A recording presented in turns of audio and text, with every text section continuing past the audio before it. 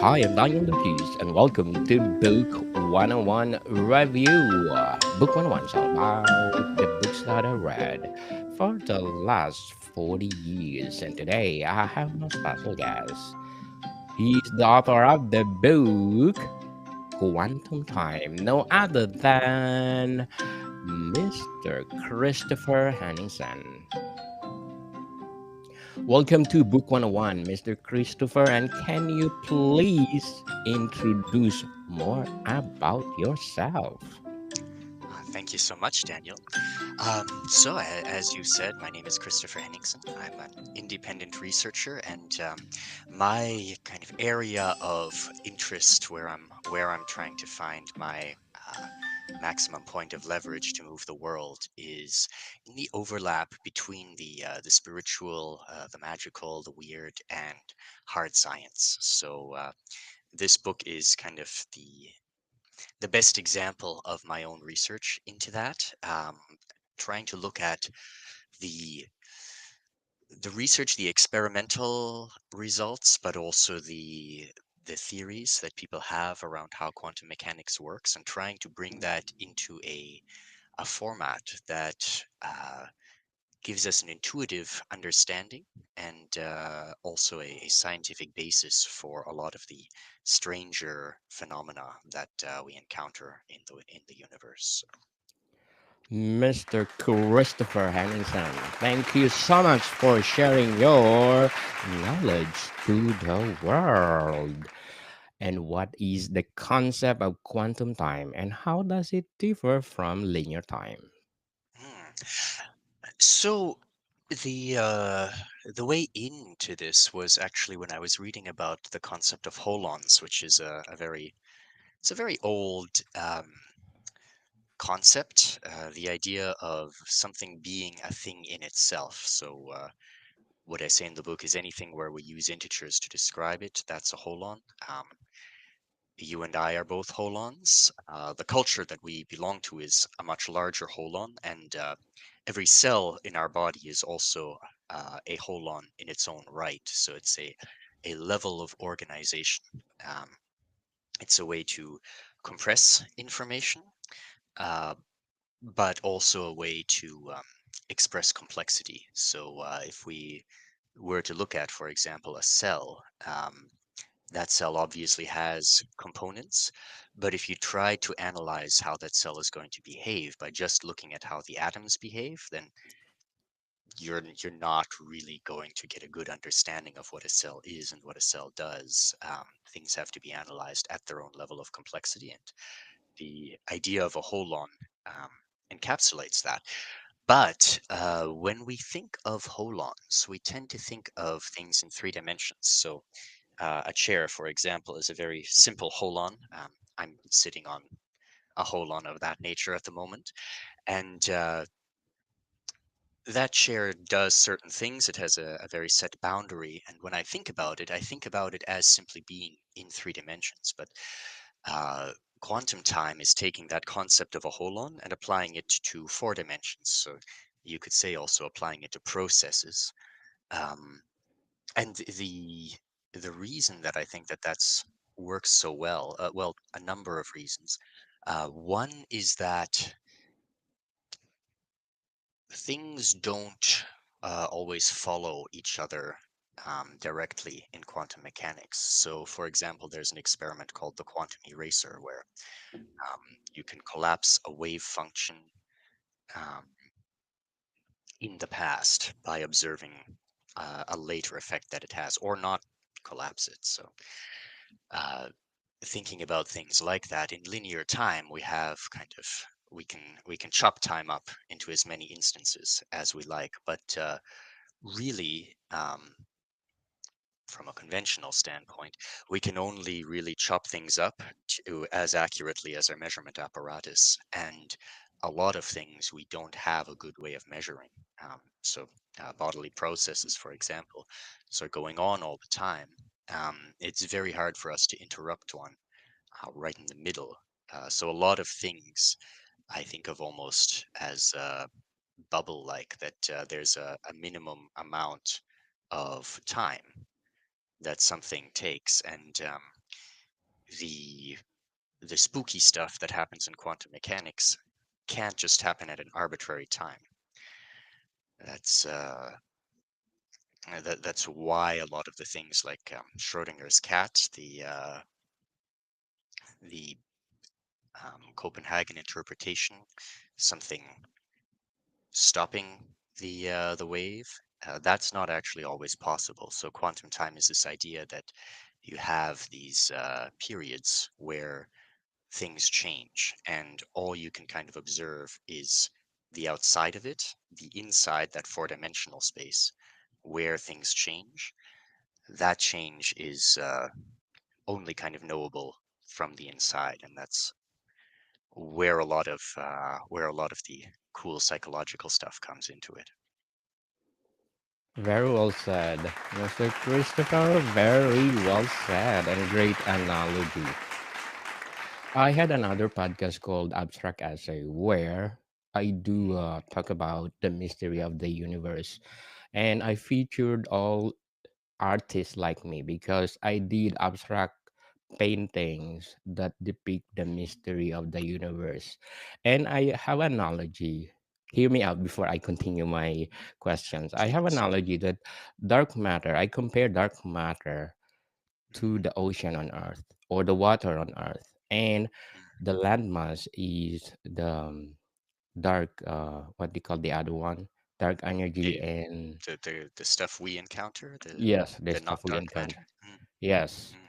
So I think you are a good guest on my podcast. Oh, thank you. Yeah, so let's talk about the mystery of the universe. Dark matter Mm, and dark energy, as you said. Dark energy is the water, and dark matter is the landmass. If we mhm. compare on Earth,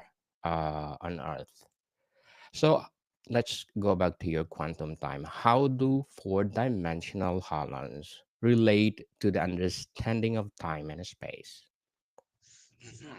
So there's actually a very interesting um, piece of research or piece of theory that I came across in writing this book, which is that the the fundamental disagreement between relativity and quantum mechanics um, happens because we have this infinite space-time that everything takes part in, and that that kind of infinite and infinitely divisible gradient of where things are in relation to each other makes those two theories not play very well with each other. But someone pointed out if you make an arbitrary four-dimensional boundary around what you are studying, then in fact uh, they work fine. You just need this bounded region, which where you don't have an infinite space with infinite amounts of matter interacting in smaller ways with whatever is inside it. You need to make this boundary, and if you make this boundary, then that works. The quantum time is, I would say, another way of doing this boundary. You know, you have interactions on either side along the along the time dimension, and then whatever three-dimensional configuration you're looking at. But within this four-dimensional space, you have, in fact, what we usually call a probability wave, or a a set of possibilities um, going through a transition. And if you look at this actual the observations that collapse the probabilities and create facts on either side, then you actually have a physical and not just an arbitrary but four-dimensional bounded region in order to make these theories play well with each other. If you treat the interaction and the creation effects that comes from as something physical about the universe, then you get these four-dimensional bounded regions as a very natural consequence. So in that sense, I do think that the idea of quantum time and four-dimensional holons, that's already been proposed as a way to reconcile relativity and quantum mechanics. It's just you just need that kind of quantum Bayesianism or QBism. I guess the people who came up with the quantum Bayesianism idea don't like using Bayesianism anymore. Uh, that if you see that as a fundamental change in the universe, then you get these bounded regions very naturally. And while my own understanding of these things is kind of at the very limit of my cognitive ability, I do feel as though we interact with these phenomena all the time. And I find it actually very comforting that the very deep research that's been done here, it actually predicts a kind of magical and living and very interesting universe if you combine them with each other in the right way. So do you think, Mr. Christopher, that something happening in the universe, it's happening on Earth in a smaller scale? Hmm. The as above, so below kind of a theory. I believe so. I mean, I believe in the holographic universe idea, and that the universe is kind of a a fractal phenomenon, and that what happens on a large scale is reflected on the smaller scale. Um, the the thing that I would say how that kind of ties into the research I did for this book is that we think about the larger scale as maybe, let's say, the a solar system and a cell. Um, those things have, let's say, similarities with each other, but we think of also we when we picture those, we picture them as simply objects, three-dimensional objects. But if we think of them as four-dimensional processes, then the types of resonances, the types of similarities and the reflections that we get from these very large scale to very small scale um, phenomena, they get interesting and weird in very different ways when we start thinking about holons as four-dimensional. And I find that very fascinating because things like synchronicities, for example, um, if you have sort of a large scale process and then a fractal local instance, which is a reflection of that, but is also not just a reflection of the three-dimensional shape, but a reflection of how the process unfolds through time. And you can get sort of echoes and similar cycles at different scales. I think there's a huge potential for for seeing some very interesting self similarities along Definitely. that axis as well. Yes. A good example is the rotation. A galaxy rotates, so our solar system rotates too. So, what role does quantum mechanics play in redefining our perception of time? Hmm. Well, quantum mechanics is in the kind of the first understanding that we had of it. I think we thought of things as these kind of waves of possibilities, and then something looks, there's an observation, and then suddenly this wave of possibility becomes one fact. I could be waving my right hand, I could be waving my left hand. It's off camera. You can't really see, but then if I bring my hands in, then you know that I'm only waving the one. Um, and the kind of naive idea we had coming from the Newtonian worldview is that that observation um, kind of collapses things. That the observation can happen anytime, but Uh, I think when we look at experiments like the quantum eraser, things where an observation in the future collapses everything that led up to it, because there has to be a path to lead to that observation. Um, I think we have to think of causality a little bit differently.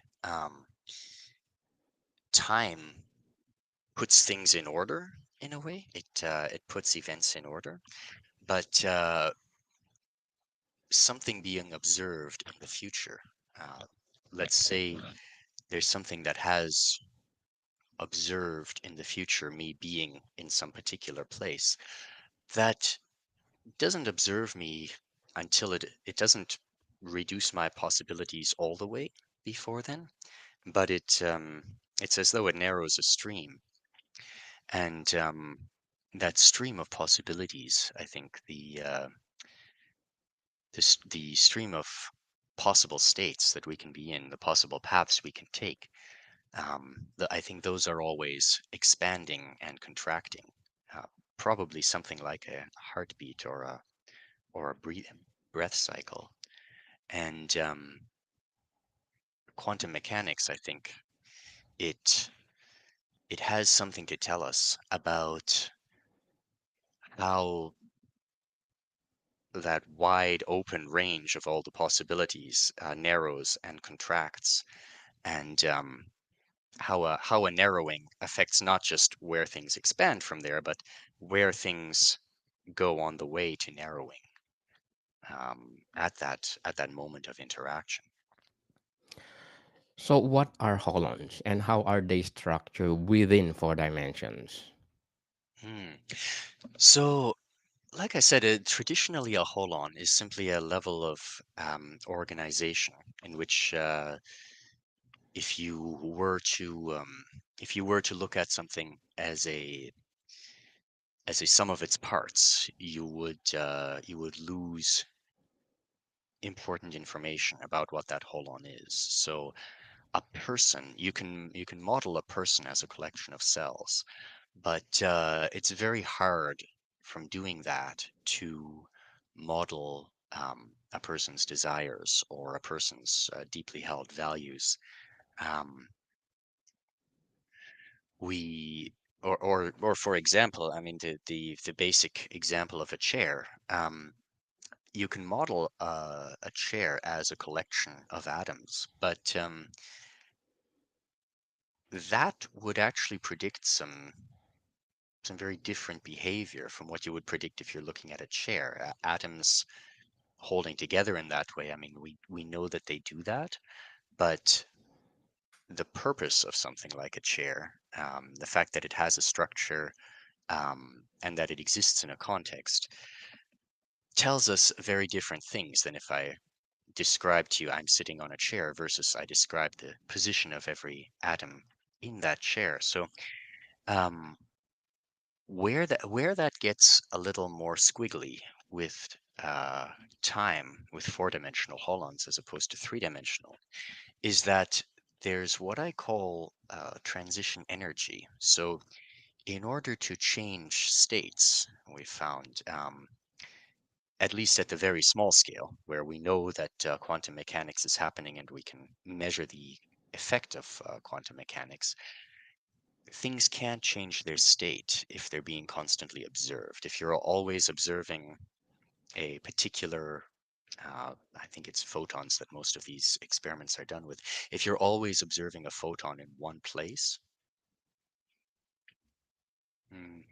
actually, it's probably electron tunneling. If you're always, anyway, a small particle, if you're always observing this small particle in one place, it can't actually move. You need to give it some time where its possibilities can interface with an actually different enough state. And that that privacy, that isolation from the rest of the universe that allows a state change to happen, um, that is, I think, something we don't think of when we just think of a holon.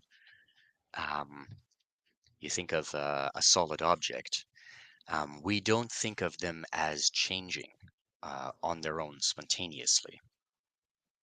because we're not really very good at thinking in 4 dimensions. We're good at thinking in 3 dimensions. We can rotate an object that we have in our mind, but it's very hard to think about it being dynamic.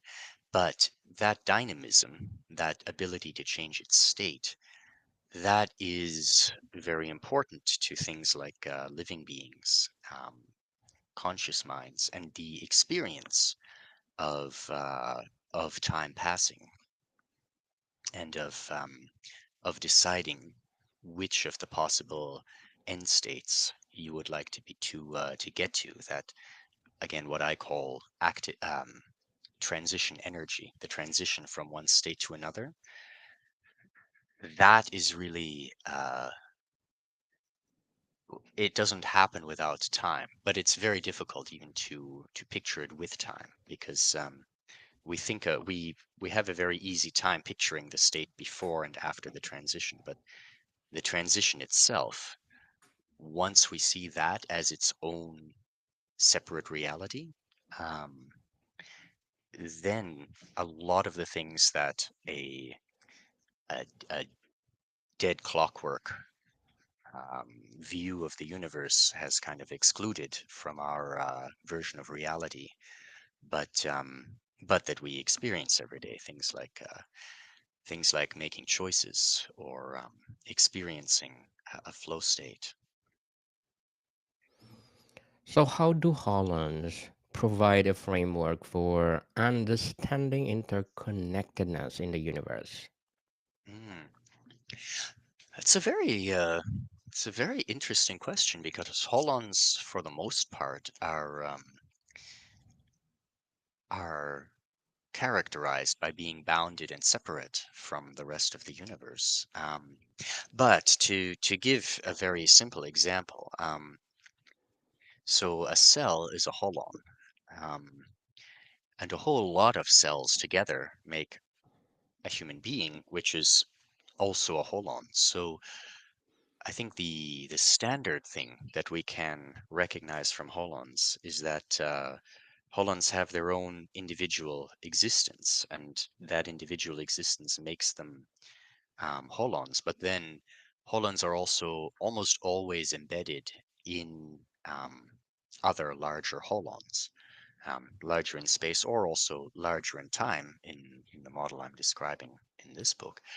And those larger holons, they're determined to a great degree by the holons that are embedded within them. But the complexity of the behavior of those larger holons is on a different level than the behavior of the constituent holons themselves. It's actually very interesting to what degree the emergent behavior is determined by the smaller holons, and to what degree the higher level can dictate. So uh, I'm a human being. I'm made up of cells. Those cells have a very strong impact on how I live my life, how I make my choices. But at the same time, if I, for example, meditate on love and compassion, then my cellular behavior is also going to change. So, on the one hand, the behavior of the cells determine my behavior, but then my behavior also has a huge impact on the behavior of those individual cells. And the way that that happens is very different from the way a cell's behavior impacts the cell next to it. This is actually the third part of this book is about prayer and the way that interaction with a holon in which we are embedded um, can have these consciousnesses recognize each other and exchange information. But it's very difficult to really wrap our minds around how things of such different scale affect each other. Um, we know they do affect each other. You know, the example of my cellular behavior affecting my experience as a human, but my actions as a human also affecting my uh, the behavior of my cells. Um, we can give examples like that, but it's very hard to picture it, particularly if we're picturing something much larger than ourselves. But um, logically, we know that that happens at every level of organization, from the very small subatomic to the largest of galaxies. So, Mr. Christopher, what would be your advice for those people out there want to write the mystery of the universe? Mm. My advice would be, I mean, start with something that answering a question raises more questions. Really, when I found my research going well, it's always been like that. You start with a question, and then if you answer that question, and it's that wraps it up very neatly, and you don't have any more questions after you've looked at the answer, then that's an excellent thing. But generally, eh, uh, it's when you answer a question and then you go, oh well, this actually leads to more questions.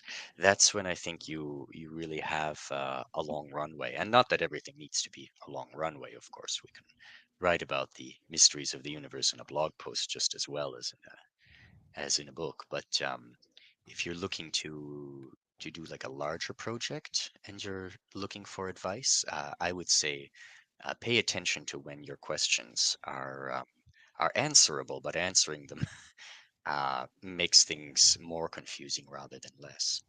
That's been kind of Yes, a guiding star of mine.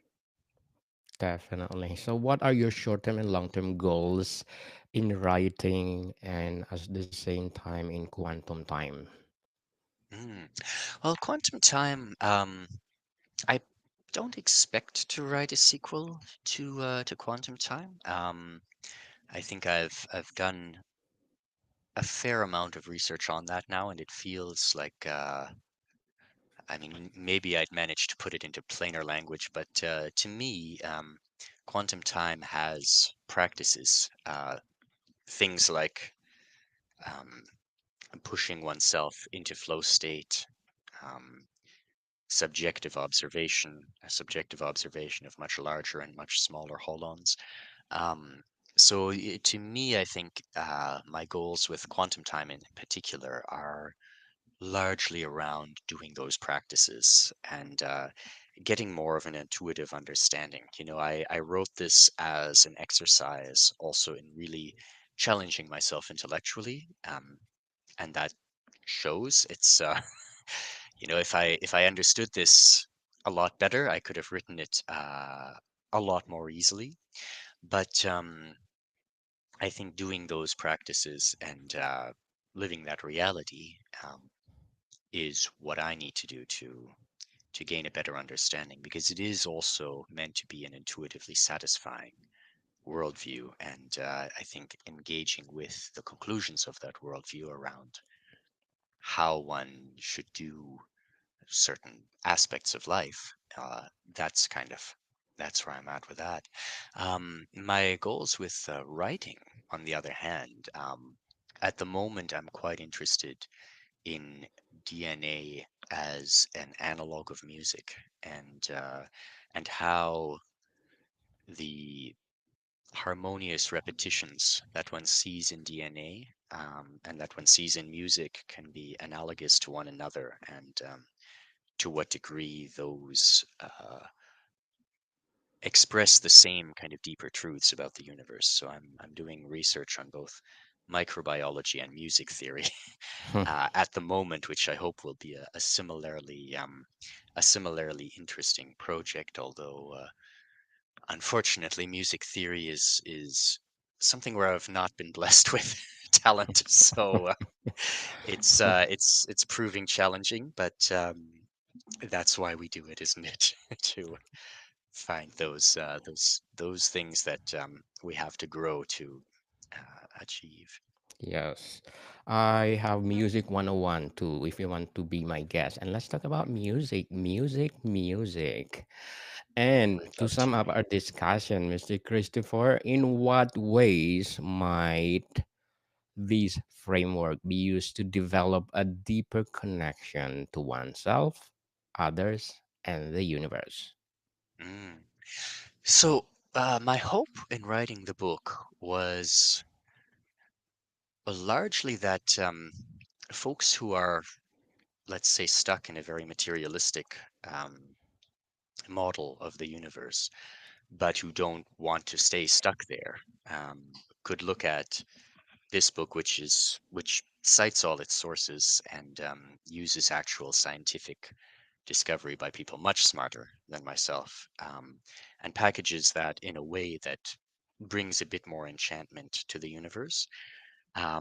That it would be a way for folks to look at the universe as a little bit more alive in that sense, and have a bit of a scientific framework, a scientific foundation, even for a universe that is full of choice and say the sacred and higher experience and higher consciousness, and makes those more accessible in a way that's intellectually satisfying to folks who might be attracted to a more spiritual worldview, but who don't want to give up the advances of the scientific method. Um, that was really my big hope, and there are, as I've said, there are a few practices that come out of that. But to be honest, I mean, those practices exist in other traditions as well. This is just an extremely secular description and justification for why we would expect those practices to work. So that's kind of my hope for this particular project. Mr. Christopher Henningson, good luck for your goals and looking forward for more empowering books like this. So can you Thank you please so invite our much. listeners to support your quantum time and more books to come? Yes, certainly. So, Quantum Time by Christopher Henningsen. It's on Amazon. Um, you can also, if you want to email me, my handle is uclos, EUCYCLOS. I'm also happy to send you a free version um, if you're looking for that. Uh, you can also check out my YouTube channel, which has a lot of the same information on it, as well as just a lot of my dilettante work in that field and others. Um, Thank you so much for having me on. I do hope that your listeners can gain some perks from checking it out. Yes, people, let's support Mr. Christopher Henningson because I said if you support him, more empowering books like this. So, Mr. Christopher, thank you for your time. Thank you so much, Daniel. Really Modicum appreciate it. people, It's to come. Modicum people, see you soon. So, Mr. Christopher, I'm inviting you to be my guest on my abstract essay and let's talk about the mystery of the universe.